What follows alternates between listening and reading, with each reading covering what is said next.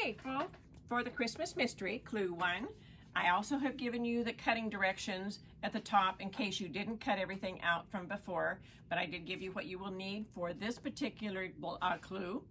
And so the very first line I have on here, these are our fabrics. I have my medium accent one, which is my red, and my dark accent one, which is my dark red, and then my background, which is my little white with gold. I don't know if you can see the gold, but it's there. So that's our first cut of directions.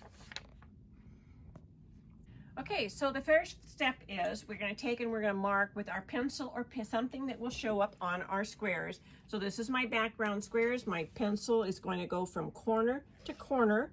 We're marking there, and then we're going to take and we're going to mark a 1/2 inch away. So I'm going to turn this around, put my 1/2 inch line down the middle of my diagonal line, and I'm going to draw my line there. So we have our 2 lines on each one of our background and on my accent one, dark accent one. Now for the dark accent one, because my pencil would not show on there, I went ahead and used my chalk. And so I just went from corner to corner to use my chalk to show up my lines. Okay. Okay, so the directions say to take your background square first, put it on the bottom. Make sure you get the right angle. It's very important that the angle is going this way. And you want to make sure your second line is going out, not like that because you'd be sewing into your unit. It goes like this. Make sure your second line is going out. So now we're going to sew on both lines, like this one right here. Okay?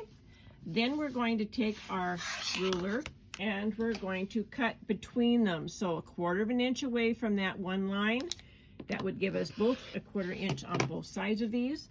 And then this one is going to get pressed to the accent piece, which is what it says right here. So it will say in there to press the seam to the accent one piece. So like that. Then we're going to take the next step and we're going to take the dark accent. I should do it this way like the picture shows. And remember, put that second line on the outside. Now I want to show you another trick that there is to sewing these without having to draw the lines if you choose to go that method. A lot of the gals have had a little experience in this and they've done it. So they have this wonderful Sew-Cluck seam, diagonal seam tape that I use a lot. I've got it on my machine. And so what I will do is I would line this up right here and I will sew on the line, matching this one going right up the red line as a diagonal. So now to do the other line, if you take your ruler and you put your needle down on the 1/2 inch line, put blue tape or some marking tool right here next to that. That is 1/2 inch away from my red line. So 1/2 inch away from this line is my blue line. Then I can take and put the seam that we've just sewn on that line, and I can watch that go up the edge of the tape right there and then right here as I sew, and I don't have to worry about that other line being drawn. And then I can cut these in half just like I did before. And this one gets pressed up to the dark. Watch the pressing. It's really important for when we put the blocks together. All of these seams are going to butt into themselves if we've pressed them the way I tell you to. Now the next thing I want to talk to you about is these little extra pieces. These are extra. These are not going to be in the quilt, but they are our extra pieces that we can play with when we get done with all of the blocks. But if you want to do this ahead of time, you can go ahead and press them to your darker colors.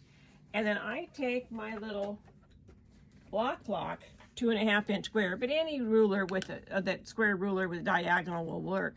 But this block lock just fits right on there, and it's just wonderful to be able to trim.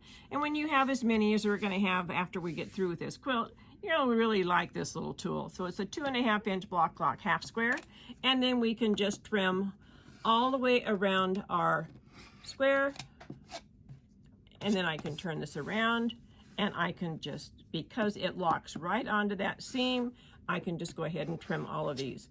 So these are just going to be extra little half squares that you can have all kinds of fun with. I'll show you a quilt that I'm going to make using all these leftovers, and I think you're going to like it.